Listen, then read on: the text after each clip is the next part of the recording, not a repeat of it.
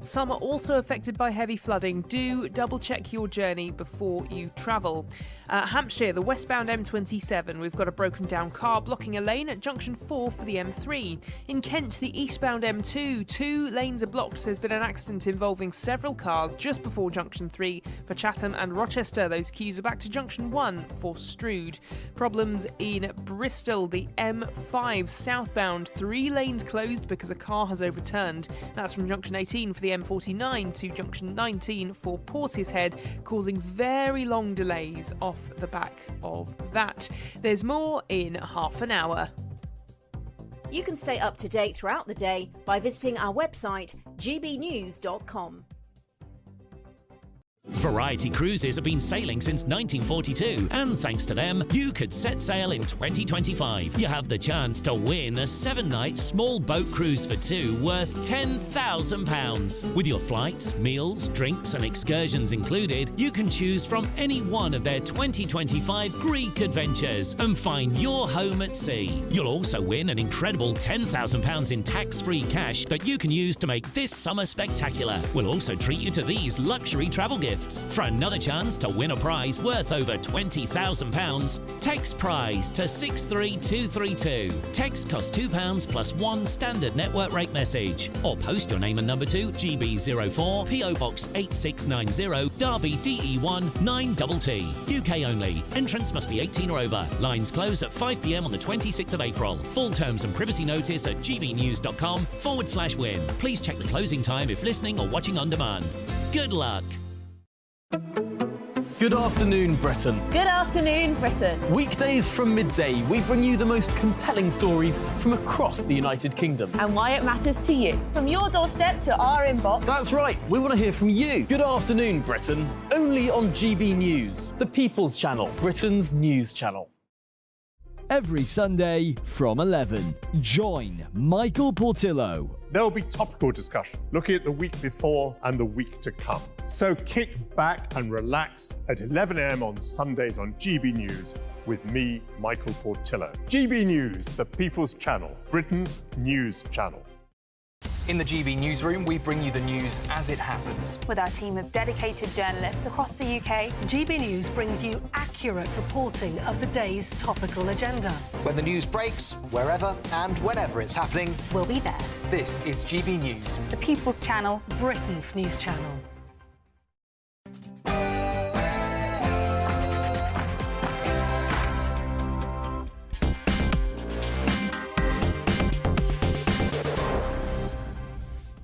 Good evening. In 1 hour's time at the Emirates Stadium, Arsenal will play Bayern Munich.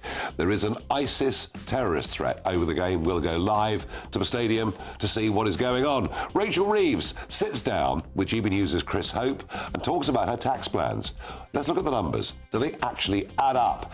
And David Cameron goes to Mar-a-Lago to pay homage to President Trump. Talk about eat humble pie. We'll discuss that at some length too. But before all of that, let's get the news with Polly Middlehurst.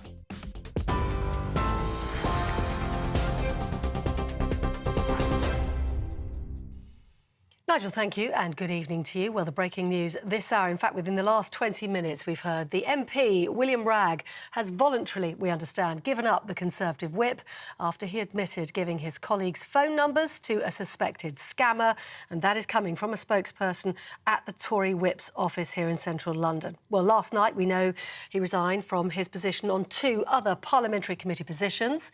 Mr Wragg has claimed he was manipulated into sharing other politicians' personal numbers and details as part of a Westminster sexting scam. He has since apologised. He said he was mortified for his mistake, and that prompted the Chancellor, Jeremy Hunt, to call him courageous for coming forward. He has now resigned as an MP.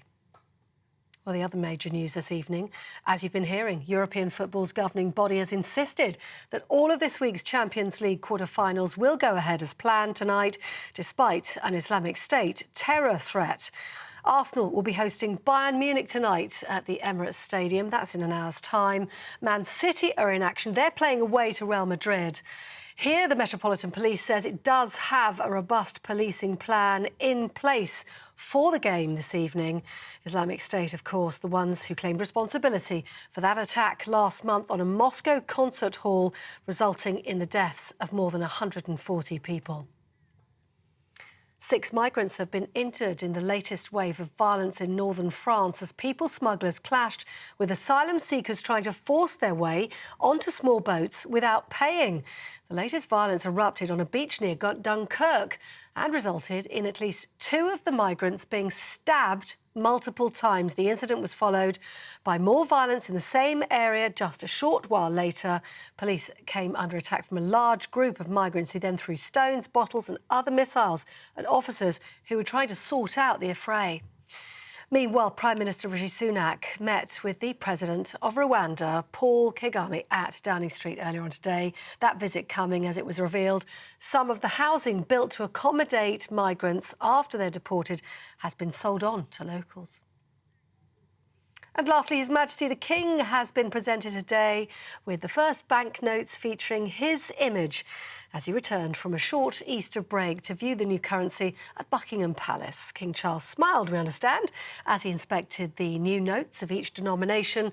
They'll enter circulation from June. He's only the 2nd British monarch to have his likeness printed on a banknote. Existing banknotes from the reign of Queen Elizabeth II will continue to be used alongside the new notes which go into circulation in June. That's the news. For the latest stories, do sign up to GB News Alerts. Scan the QR code on your screen or go to gbnews.com/alerts.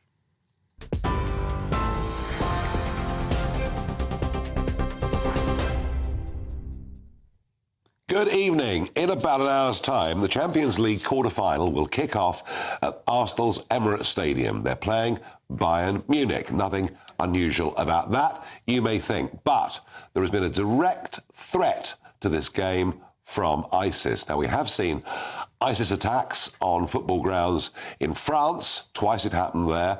I do not recall this kind of threat ever being made to a football ground in the United Kingdom. And I wonder, given that 60,000 people were due to turn up to watch this game tonight, what is actually happening? So why don't we go live to the Emirates Stadium to join GB News' Charlie Peters. Charlie, what's happening and has this affected the size of the crowd? Well, the Met have said this afternoon, Nigel, that a robust policing plan is in place for tonight's fixture. They've pointed out that the terror threat in the country right now is substantial, which means that an attack is likely. They say that they are working with their colleagues in counter-terrorism policing and have sought to reassure the public with their strategy. At the same time, they have asked members of the public here to be vigilant and report anything that happens. I've spoken to some officers on the ground here, and they have said that nothing that they're doing today is out of the ordinary for a normal police strategy for a fixture of this significance. There's no additional measures being taken in light of that threat published by ISIS-aligned media today. And I've also spoken to some Arsenal fans earlier this evening who said that they were not going to let that threat get in the way of their first Champions League quarter-final since 2010. Slightly nervous, I guess, but you can't let these people ruin your lives. So, you know, it's a big quarter-final. We're not having a quarter-final with Arsenal since 2010, so, you know, you can't not go as a result. So, yeah. Because I saw a lot of news about ISIS, about terrorism, and lots of them, nearly 90% of them are fake. So, you know, London is a great city. I trust in the officers, the safety guys. So yeah. Grand. You know, I've come over from Ireland today, and I used to live here, and we had threats growing up, and you just have to get on with life, and just you can walk down the street and anything can happen to you, so you just have to keep going and hope for the best. Well, there are other fixtures taking place tonight and tomorrow in the Champions League. The Spanish sports minister has urged calm for those fixtures in Madrid, saying that some 2,000 officers from the police and the civil guards will be on duty. But by contrast, in France, the Interior Minister has put the threat level up to maximum. It was raised to that level after the terrorist attack in Moscow earlier last month, killing 137 there, ISIS claiming that attack. They say that their police presence for the fixture in Paris has been considerably reinforced. What's interesting, Charlie, I mean, we saw some very stoic responses there from Arsenal supporters. You know, life must go on, and I totally get that, and I'm with them. But when you say that the policing is robust, but there's no extra added effort, does that mean the police perhaps are not taking this threat too seriously? It might suggest, alternatively, that the security services have more information on this threat than we've been let on. Of course, ISIS conducts not just its offensive operations, but also information operations. They want to spread that fear. They want to make people feel as though a threat could appear at any moment. And so sharing, as they have done, all of those photos of the stadiums, it's almost certainly going to be the case, want to instill that concern across the continent. But it's also worth noting, as the French have done in light of their considerable reinforcement, that they noted that 10 days ago, ISIS on their aligned media platforms did share a photo of Bayern Munich stadium. So Bayern Munich are playing here tonight, and it's very much a case that in Europe, the security agencies and the police are taking these threats significantly. Yeah, absolutely. Charlie Peters, thank you. Stay there. Come back to us if anything changes, please. Well, I'm joined down the line by Martin Gallagher, former police superintendent with Police Scotland and a football match commander. Now, of course, policing any big football match is not a very easy job. We had Celtic v Rangers recently, which many joked would mean that the new hate speech laws in Scotland might have to be instigated in full. How do you, Martin, how do you assess a threat like this? Do you take it seriously? Do you just carry on as normal? What will the police be doing that's different to normal? Well, good evening, Nigel. Thanks for having me on and giving me this opportunity. So first off, I think we have to acknowledge that the police in the UK and the continent are very experienced in these matters. I mean, it's not as if Islamic State appeared recently.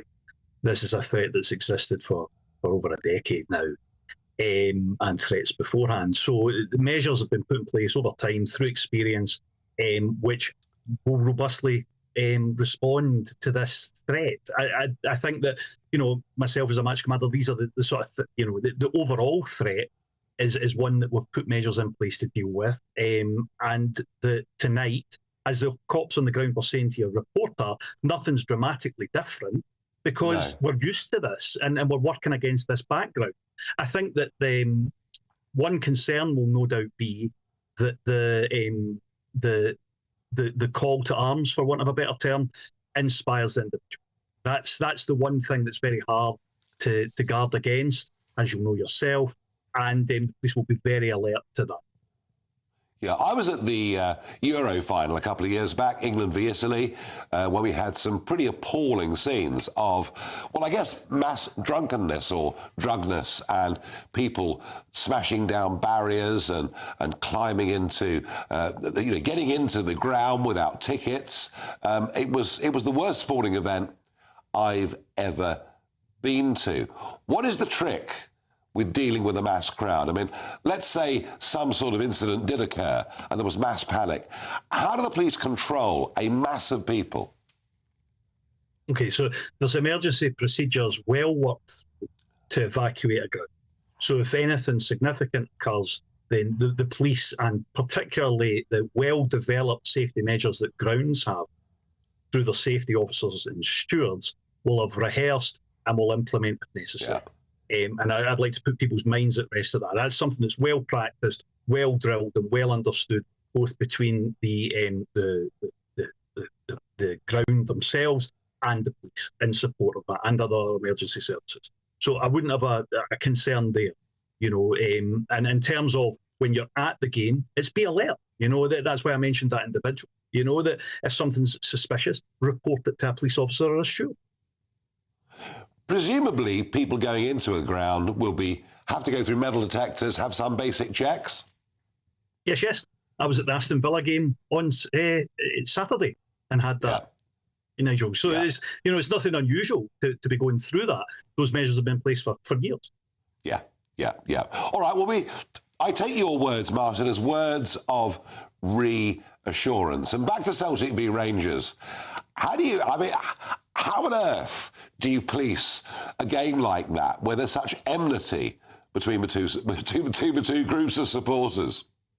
So I was never a match commander for a Celtic Rangers game. I've match commanded Celtic games and I've match commanded Rangers games, but never together. I never had that privilege.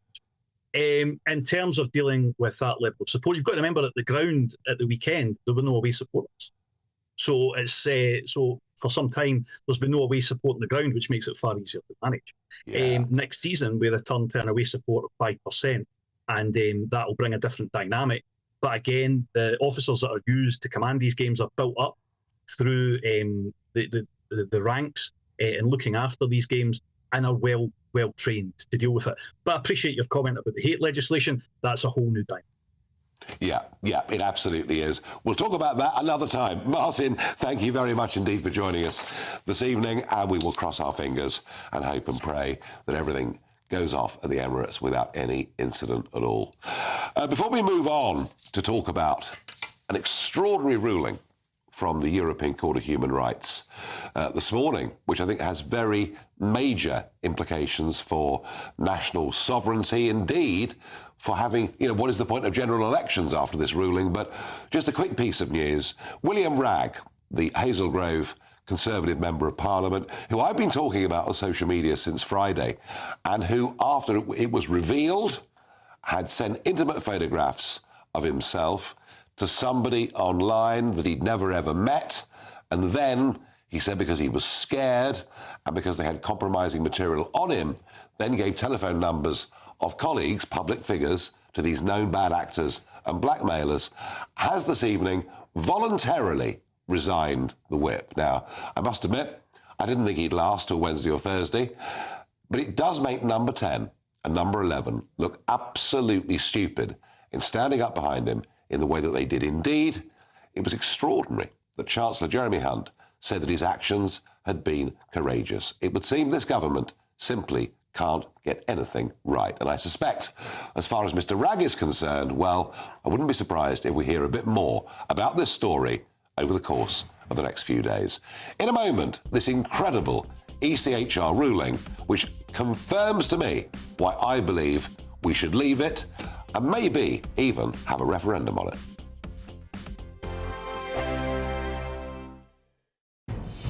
Good afternoon, Britain. Weekdays from midday.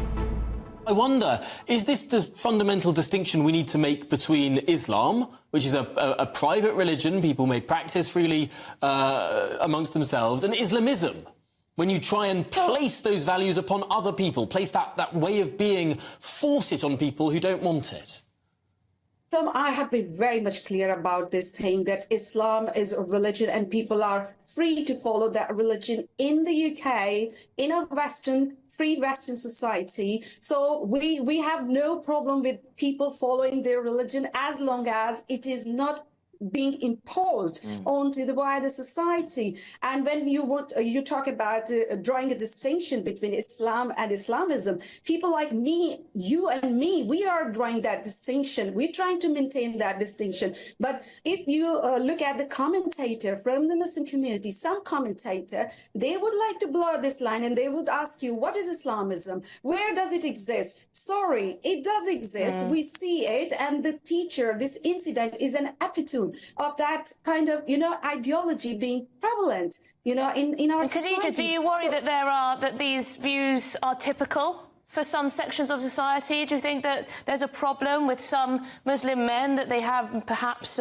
views that we don't consider to be British values? There are certain readings of religion which are misogynistic, which are discriminatory, which are homophobic. We need to be honest about it. We need to be calling it out whenever we hear these kind of views. It's been a long time that we are letting these kind of ideologies crawling in, spreading tentacles in British society, and we are just ignoring it in the name of respecting people's culture and religion. You are not suppressing the UK. Every Sunday from 11, join Michael Portillo. There will be topical discussion, looking at the week before and the week to come. So kick back and relax at 11 a.m. on Sundays on GB News with me, Michael Portillo. GB News, the People's Channel, Britain's news channel. Your weekend starts here with Friday Night Live with me, Mark Dolan, 8 till 9 on GB News. Big stories, big guests and big laughs as we get you ready for a cracking weekend. That's Friday Night Live with Mark Dolan. Fridays 8 till 9 on GB News. Bring your own drinks. The admission's free.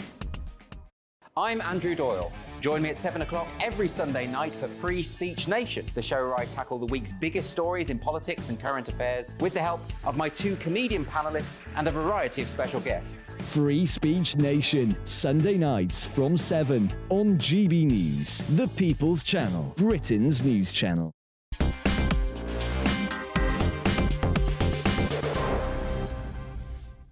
Well, a very significant ruling today in Strasbourg at the European Court of Human Rights. An action was taken by a group of elderly, well-meaning Swiss women against their own government. And the premise was their government had not been cutting carbon emissions sufficiently, not been meeting net zero obligations. Now, you might say, what the hell has this got to do with the European Court of Human Rights? Something that was set up post-war to stop abominations such as the discrimination against the Jews that ended up with the Holocaust. But as I've said to you many, many times in the past, the ECHR is all about judicial activism. It's all about expanding its reach. Well, boy, it did this morning because the European Court of Human Rights has decided that under Article 8 of the Convention, which is the right to life, that actually governments have a duty to protect people from climate change. And most significantly, this ruling is binding and can trickle down to influence the law in all 46 countries that are signed up to ECHR, including the United Kingdom. Yep, the right to respect for private and family life has been used to say that governments have a duty to fight climate change, to meet their net zero obligations. Now, to me, this just says what I've been saying for years anyway, that we should have no part of this thing whatsoever.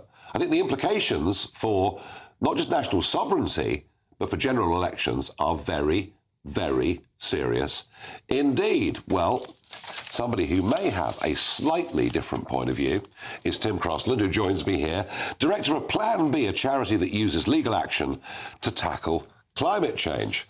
Now, I'd imagine you're delighted. Certainly am.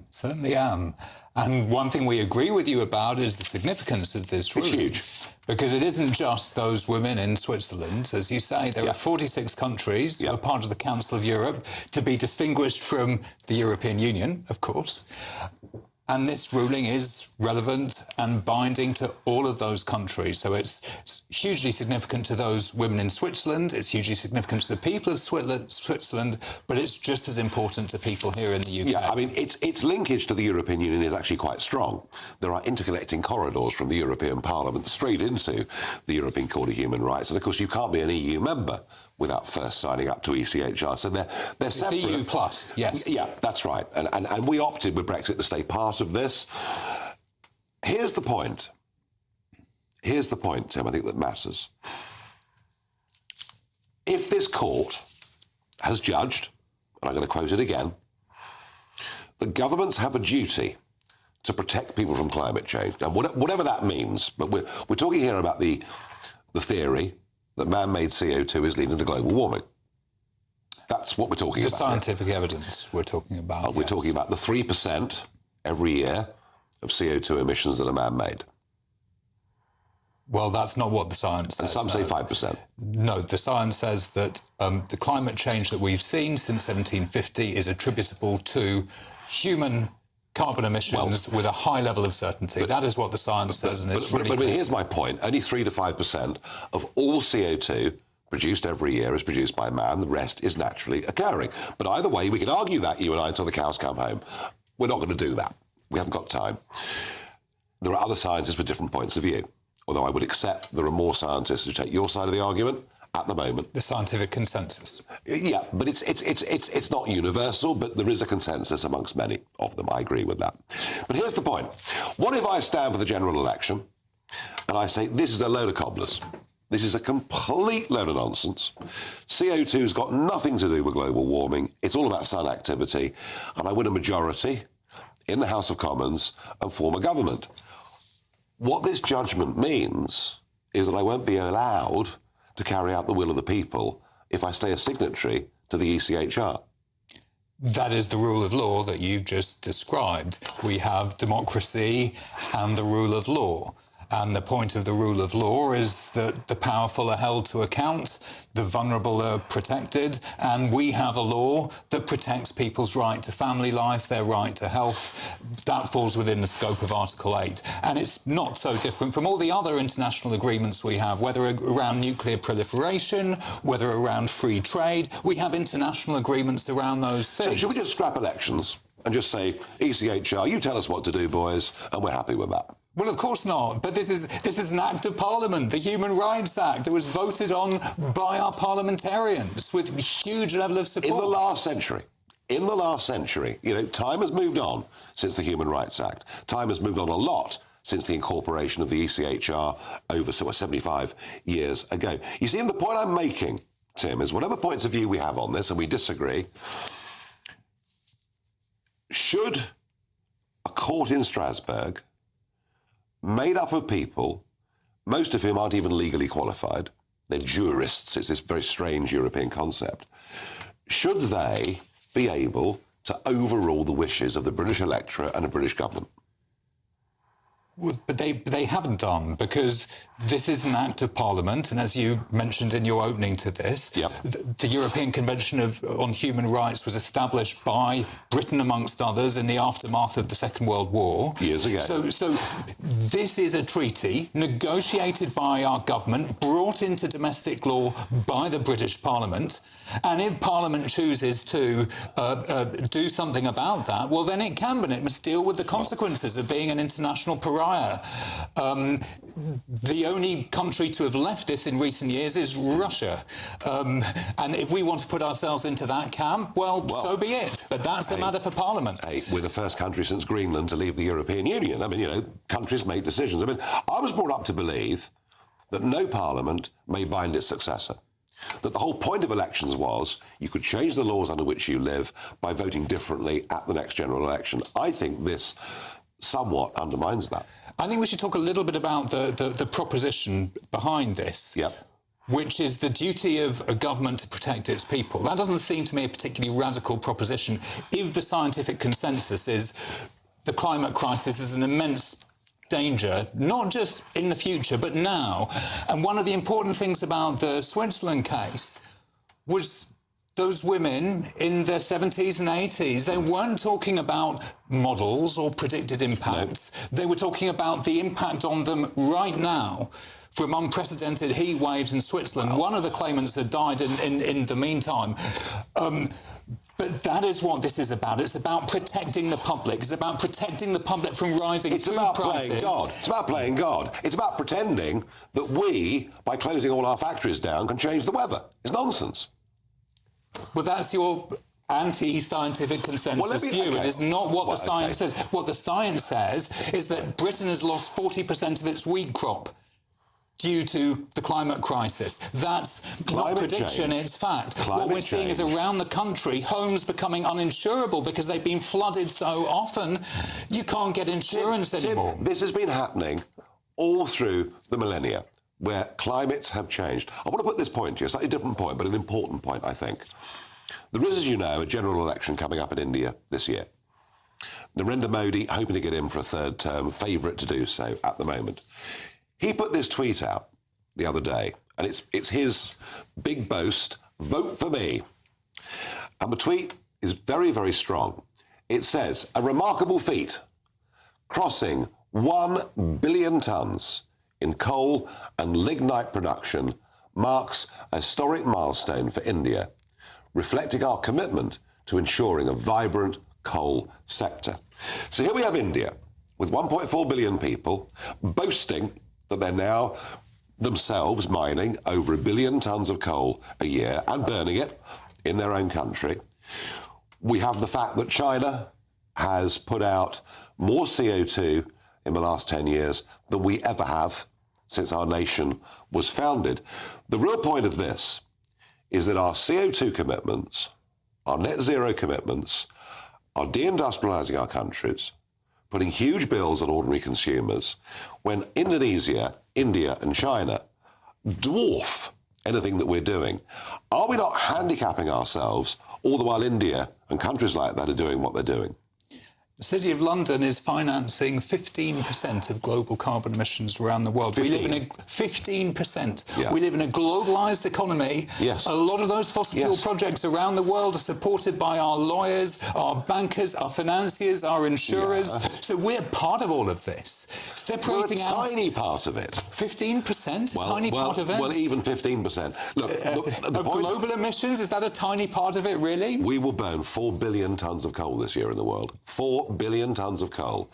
And here we have the ECHR telling us that no future British government, all the while we keep the Human Rights Act, no future British government can change policy. That's not what it's saying. It's saying there's an obligation on governments to protect their people from scientifically established threats. That's what it's saying. And it's not prescriptive in any way. It specifically says we cannot tell the government how to implement this. No. All we can do, is direct the government to follow the science. Yeah. And the science says that the British public is in serious danger beyond 1.5 degrees of warming. Therefore, the British government must play its part in aligning its policies to that goal. Tim Crossland, we agree on the significance of this ruling. We may disagree on its implication, but I thank you for coming in and debating it. And folks, you know, as I always say to you, here on GB News, you will hear all sides of every argument, but we think, ultimately, you're big enough and ugly enough to make your own minds up. In a minute, GB News' political editor, Christopher Hope, had a big sit-down today with Rachel Reeves to talk about Labour's tax plans. Let's have a good look at it, and let's see, do the numbers actually add up? Hello, good evening. Welcome to your latest GB News weather update. Well, it's going to be a dry and clear night for most of us across the UK. There's a chance of frost tomorrow, but it will also be a fairly bright start. That's as this ridge of high pressure is moving in for this evening. It's a brief settled interlude between weather systems, so there will be more rain to come on Wednesday. But for the time being, it's going to be a dry night and a clear night. So plenty of starry skies, and that's going to allow temperatures to fall away much more quickly than they have done of late. So it's going to be a colder start tomorrow with a risk of frost across eastern areas of Scotland, northeast England as well. But everywhere is going to be on the chillier side to start the day, away from the far west, where we'll see the rain move in quite quickly tomorrow morning. So Northern Ireland seeing the heaviest rain first thing, but also cloudy skies and some fairly persistent rain across parts of Wales, the southwest.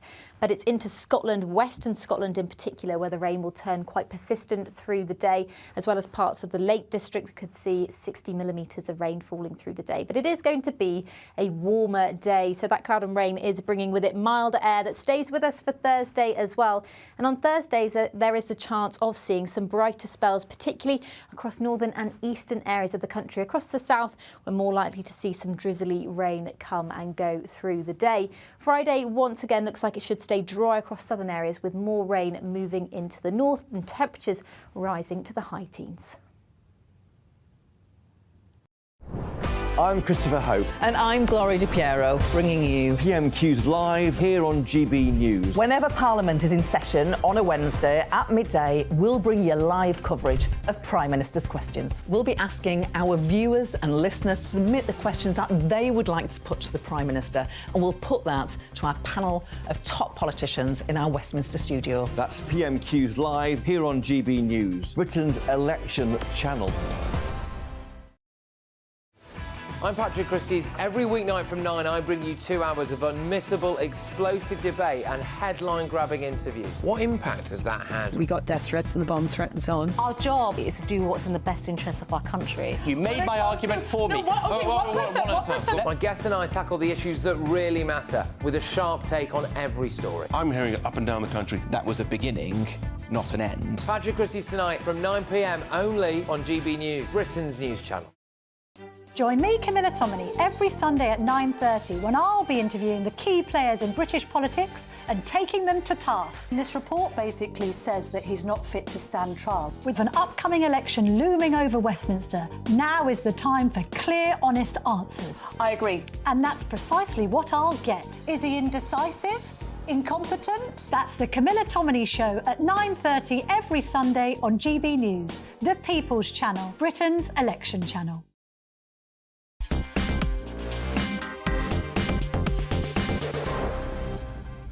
Today's What the Farage moment is, of course, the somewhat infantile hate crime laws that have been brought in Scotland. Now, of course, Scotland faces a lot of law and order problems, the highest drugs deaths of any country in Europe, but no. Humza Yousaf has brought in his own version of hate law. Police Scotland have now received 8,000 complaints already. In fact, if they were to look at all of the so-called hate crimes that have been committed, they wouldn't have time to do any other police work in Scotland whatsoever.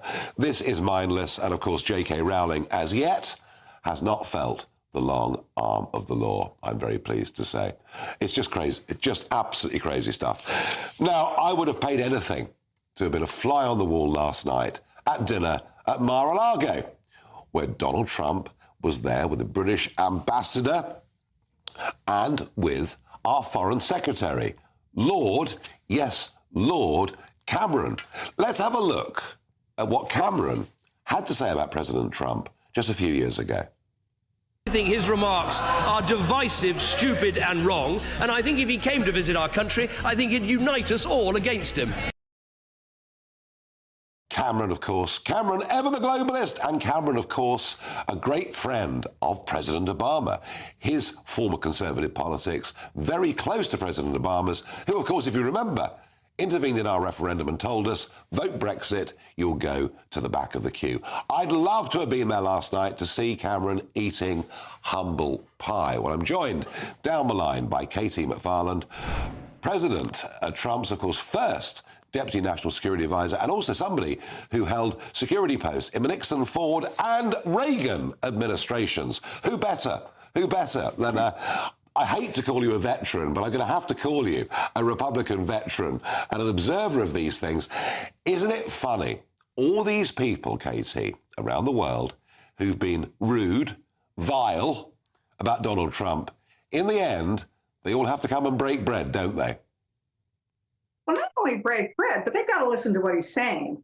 And when Donald Trump's talking about where he's talking about the Middle East, whether he's talking about China or the Ukraine war, they've got to take him seriously. And the great thing about Donald Trump, which you understand more than anyone, having been in the business world before the political world, is Donald Trump looks at all of these situations and doesn't say, let's send in the Marines or let's, talk about them at the UN. He says, let's use the economic weapon.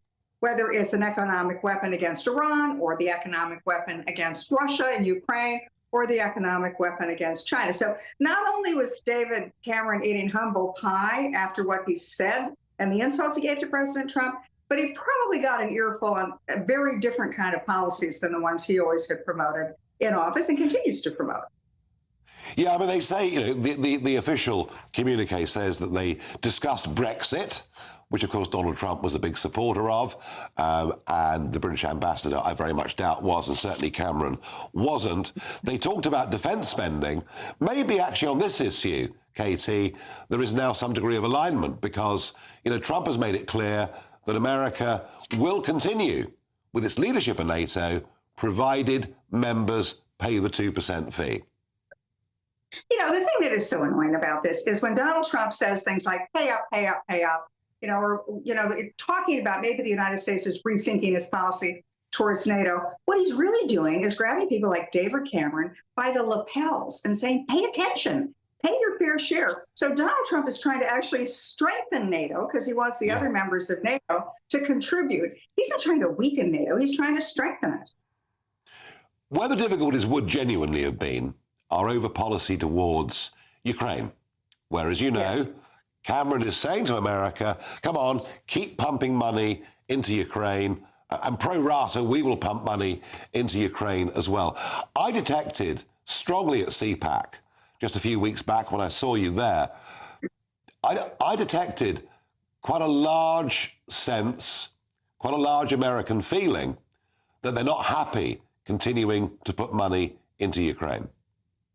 Yeah, but I would separate that from they want Russia to take over Ukraine. You know, what President Trump has said is that on day one of the new Trump presidency, he'll do two things: close the border and drill, baby, drill. He is going to make the United States the dominant energy provider in the world. And that's going to, you know, simple supply and demand that drives down the price of oil and natural gas. It bankrupts Russia and it bankrupts Iran. So what's Donald Trump going to do for the rest of day one? He said at CPAC, he said, I'm going to get the Russian president on the phone and I'm going to say to him, unless you go to the negotiating table, I'm going to give Ukraine everything it needs, offensive weapons.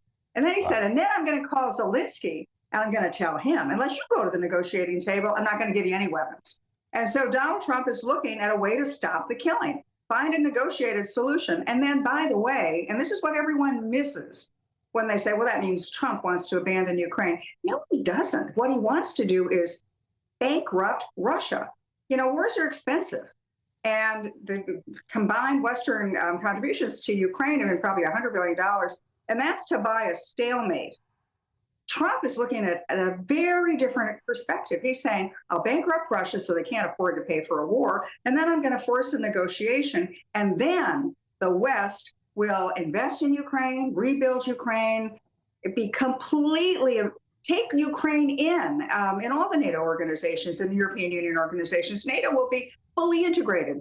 Meanwhile, after the fighting and the killing stops, where's Russia? Bankrupt, broke, nobody's investing in Russia. Well, you know, the casualty figures from the first couple of years of war are the equivalent to the Battle of the Somme in 1916. About 1 million casualties now between the two sides. It is genuinely horrific what is going on there. But it's so often the case, isn't it, that Trump is willfully misinterpreted on both the American domestic scene and the global scene. That what he wants to achieve, the way he says things, are horribly misquoted. Do you think that David Cameron, whatever his prejudices may have been, do you think David Cameron would have come away from a proper sit-down with Trump actually quite impressed with his foreign policy ideas? Well, I hope he has, but you know him better than I do, Nigel. What do you think? Well, I actually think that when you sit and talk to Trump, rather than reading what the New York Times says Trump said, but actually listen to what he says himself, you get a very, very different perspective. And I would like to think that Cameron has been impressed by Trump, and whatever difficulties or differences he may have had, and hey, you know, we've got a Labour government coming in later this year, it's 99% certain. You know, whatever we think about individual politicians, it is in our national interest, both of us, that the UK and America have a close relationship. And I think Trump understands that too, doesn't he? Yeah, you know, one of our thoughts in the beginning of the Trump administration was if Britain left the European Union, Brexit, which you were the one that managed to pull off, if that had happened, the first thing we would have done is a U.S.-UK trade agreement. The United States does not have trade agreements with the European Union. We don't have a lot of trade agreements. You don't either. But if you had a U.S.-UK trade agreement immediately, we don't have a whole lot of issues between us that we disagree on. But that kind of a trade agreement would have boosted both of our economies overnight. And I think that's still in the back of Donald Trump's head is a UK-US deal. I'm all for it. Well, we look forward to that if and when he wins the election. Are you feeling confident, Katie, that your man's going to win on November the 5th?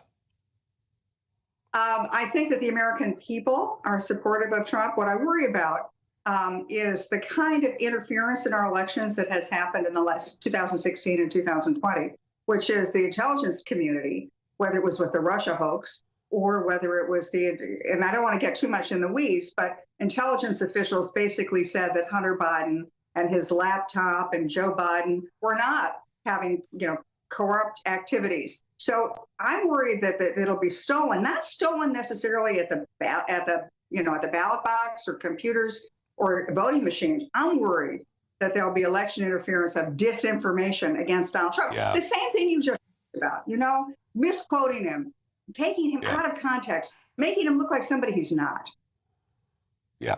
Katie McFarlane, as ever, an absolute pleasure to talk to you, whether it's face-to-face or down the line as this evening. Thank you very much indeed.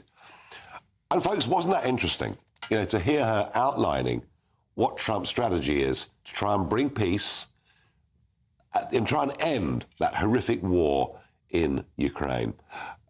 Because I must say, the casualties are truly horrific. Right, after the break, it really will be Christopher Hope and Rachel Reeves.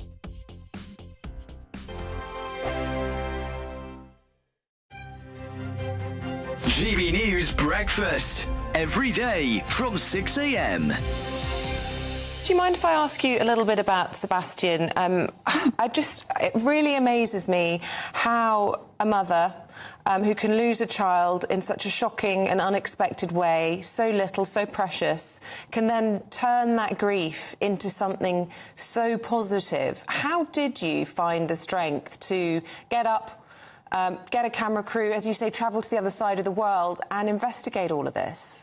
I was angry at Sebastian for dying.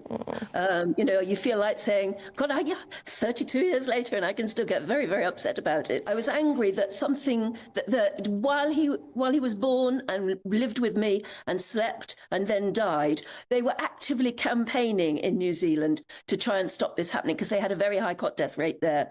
They had the lady, the Anne Diamond, if you like, of New Zealand, a television presenter called Judy Bailey, went on telly every night and said, if you're just about to put your baby down to sleep, put him on his or her back, not the tummy, and this will help. And their cot death rate plummeted.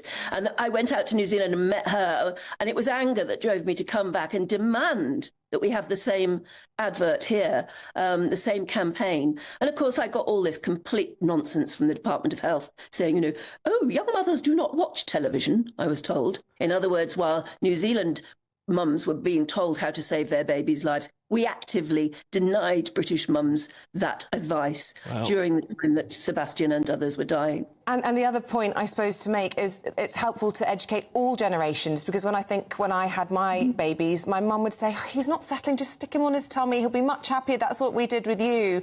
And we had to say, well, things have changed, and, you know, but it's about educating everybody, because it's not just the mums that get their hands on the babies. I'm Michelle Dewberry, and I'm not here to tell you what to think. I'd much rather hear what you have to say.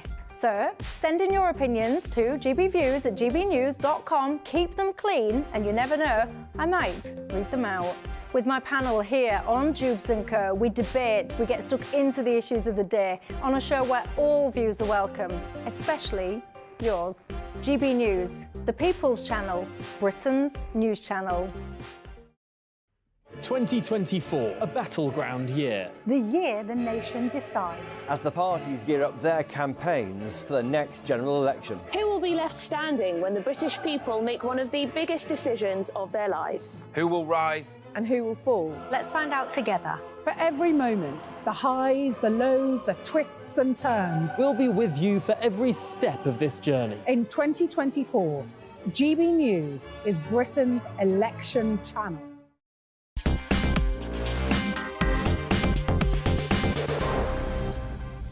So, a big day for Rachel Reeves. She's laying out Labour's tax plans. And here's the problem, you see. The Conservative budget, because they're hitting non-noms, means she's going to be $2 billion short for her plans for breakfast clubs and, indeed, more money for the NHS. And it's very funny. This whole debate around the budget, both sides make it sound like it's a household budget. We have £100 a month to spend, and it's how we spend that £100. And once the £100 is gone, there's nothing we can do. But, of course, the whole thing is baloney, because we're living on borrowed money. We've been living on borrowed money for years. The national debt goes up every single year. That's the first reason why the whole premise, I think, of what Rachel Reeves was saying today is complete and utter nonsense. And the second is this. We don't bring in bits of money from income tax or national insurance that specifically goes to different areas. It's called hypothecation of taxes. It doesn't work like that. The money all goes into a central pot. So the idea we tax this bit to put money over there, again, is for the birds. But we don't seem to have a proper, grown-up debate in this country about budgets. And when it comes to the increasing size of a national debt, neither party even wants to discuss it. Now, one of the first things that Christopher Hope talked to Rachel Reeves about was her crackdown on tax avoidance. She's going to save $5 billion over the term of the next Parliament attacking tax avoidance. Well, tax evasion is illegal.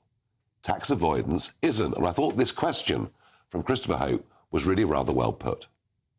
You said in your statement there, this is a concerted effort on tax avoidance. What's wrong with avoidance? Well, I think that if you make Britain your home and you work here, you should pay your fair share of tax here.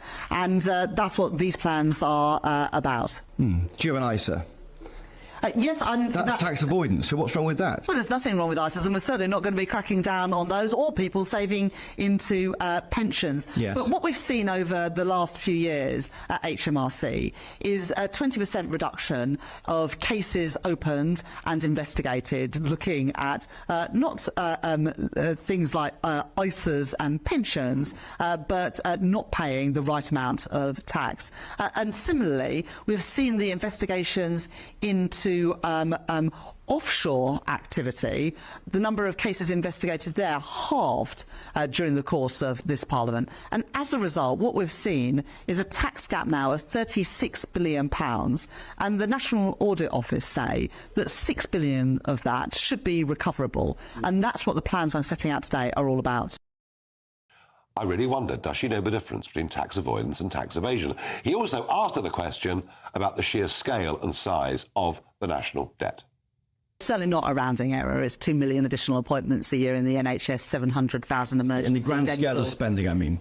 I don't accept that it's a drop in the ocean. The difference that this can make is immense. But I would accept this, Chris. The economic inheritance that the next government will face, whether it is me as Chancellor or somebody else, is the worst economic inheritance since the Second World War. The first Parliament on record where living standards have actually fallen, the highest tax burden in 70 years, and debt as a share of our economy close to 100%. That's not the inheritance I would want as Chancellor, but it is the inheritance, if Labour win the next election, that I will have. That means difficult choices. It's why I have been so clear that everything that I put forward be fully costed and fully funded. At the end of a very long day, Christopher Hope, GB News' political editor, joins me down the line from home. I've got to say, Chris, the expression on your face when she was giving her answers, you looked pretty quizzical. Yes, I thought she didn't quite understand what I was asking her, Nigel, because in all the information we had from her party, they want to crack down on tax avoidance, tax dodgers. These aren't illegal things. An ISA, a pension, is a form of avoidance. I was trying to get to understand that lots of our viewers, listeners of GB News, have ISAs, have pensions. That is legal avoidance, and give them a break. They've got enough pressure on their tax return for the small amount you can save a year compared to the scale of money taken by the tax man. I don't think she understood what I was trying to say to her till about the fourth time I asked her. But politics is about choices, Nigel. And this whole policy is hung on a speech made by Gareth Davis, who's the head of the National Audit Office. And he said but to MPs in a speech in January that we can save maybe 10 billion or so by dealing with evasion and avoidance. He means aggressive avoidance schemes, by the way, not ISAs, not pensions. And that's where they got their 5 billion a year by the end of this 5-year period. But what they ignored in that speech was a number which Mr. Davis said. He said, the only figure he actually produced in his speech, I'd point to universal credit, he said, where fraud and error cost taxpayers £5.5 billion. Now, what's happening here is the Shadow Chancellor is making a choice, a political choice, to go after taxpayers, whether they're legal or illegal, aggressive avoiding or evading, go after them, but not touch the big elephant in the room, I think, which is benefits. And that's a choice Labour's making. And if I was the Tory party, watching that interview, listening to this maybe, I'd think, well, hang on, that's interesting, because Labour's choosing to go after taxpayers, not benefit cheats. No, that's a very, very strong point you make. And overall, Chris, I mean, it seems that the press are giving Rachel Reeves, you know, a bit of a following wind. You know, she's being talked about in many parts of British media as being a very good performer, good at the dispatch box. I have to say, I'm not convinced that she's really got an economic vision that is any different to that of Jeremy Hunt. It seems very similar, doesn't it? And I asked that question about as a point you make regularly, don't you? The scale of the debt, the 100 billion or so, or certainly tens of billions we're paying on interest on that debt, and that was a concern. Why? And it's a rounding error, Rachel Reeves, but she said actually, if you look around. The money was spent well here on the NHS, can be spent on Baptist clubs. But I think there's a feeling in the media, Nigel. I think everyone wants a change of scene, the new people coming in, all the companies that get the money is getting behind Labour now. You know, Mark Carney, he's a former Bank of England governor. They all want her to succeed. There's a favouring wind, and that's what the Tories are up against right now. There's a feeling that, our duty is on us at GB News to hold these people to account, because it's very likely she will have the keys to 11 Downing Street in less than a year's time. Yeah, and she's already prepared the ground by saying it's the worst economic inheritance since World War II. Christopher Hope, as ever, thank you very much indeed. That was interesting, Jacob, wasn't it? The worst economic inheritance. Therefore, it's going to be very difficult. But the point I was really making there at the end is, yes, there's, you know, both sides are attacking non-doms. She may put VAT on school fees, private school fees, she may not. Overall, the differences are very, very narrow. Oh, this is absolutely right, and she can't answer this question. I mean, to Christopher, she was saying it's not narrow, but yes, it is. Yeah. We spend about £1.2 trillion a year, and we're talking about between 1 and 2 billion. This is a tiny fraction of total government expenditure. It's not even a single percentage. It's not even 0.5%. No. And you do have to come to the conclusion that she will basically carry on doing what Jeremy Hunt is doing. And if you want to have Jeremy Hunt as Chancellor, why on earth don't you keep him rather than having Rachel Reeves? And when it comes to money for this, money for that, isn't the truth there is no money? Oh, your point on the Consolidated Fund is spot on. There is no hypothecated taxation other than the BBC licence fee, and nor should there be. Hypothecated taxation is a terrible idea. It all goes into one fund, and a lot of expenditure is determined by events outside your control, such as benefits, how many people are unemployed. You can't be sure of at the beginning of the year. Why is this stuff never explained to people? It's a very good question. We just hear about it in these sound bites that don't go into the detail of what's actually happening. But you're absolutely right that the money from cracking down on non-doms, whatever, does not go directly to breakfast clubs. It's completely mad. Jacob, you're doing the ECHR ruling, I believe. I am indeed. Yes, I know you touched on it. Significant. It's absolutely extraordinary. It is a fundamental change in what the European Court thinks it can do. It is really reaching into the nitty-gritty of politics and becoming a legislative body. The time to pull out is now. Yeah, and it would bind future British governments, all the while the Human Rights Act stayed in place. That's absolutely right. This becomes influential, not strictly precedential, but influential in judgments of our courts. Do you know what? I wouldn't mind a referendum on this. I think I'd rather enjoy a referendum on the ECHR. That's it from me. Let's have a look at the overnight weather from Annie Shuttleworth. Looks like things are heating up. Boxed boilers, sponsors of weather on GB News. Hello, good evening. Welcome to your latest GB News weather update. Well, it's going to be a dry and clear night for most of us across the UK. There's a chance of frost tomorrow, but it will also be a fairly bright start. That's as this ridge of high pressure is moving in for this evening. It's a brief settled interlude between weather systems, so there will be more rain to come on Wednesday. But for the time being, it's going to be a dry night and a clear night. So plenty of starry skies, and that's going to allow temperatures to fall away much more quickly than they have done of late. So it's going to be a colder start tomorrow with a risk of frost across eastern areas of Scotland, northeast England as well. But everywhere is going to be on the the chillier side to start the day, away from the far west, where we'll see the rain move in quite quickly tomorrow morning. So Northern Ireland seeing the heaviest rain first thing, but also cloudy skies and some fairly persistent rain across parts of Wales, the southwest. But it's into Scotland, western Scotland in particular, where the rain will turn quite persistent through the day, as well as parts of the Lake District. We could see 60 millimetres of rain falling through the day. But it is going to be a warmer day, so that cloud and rain is bringing with it milder air that stays with us for Thursday as well. And on Thursdays, there is the chance of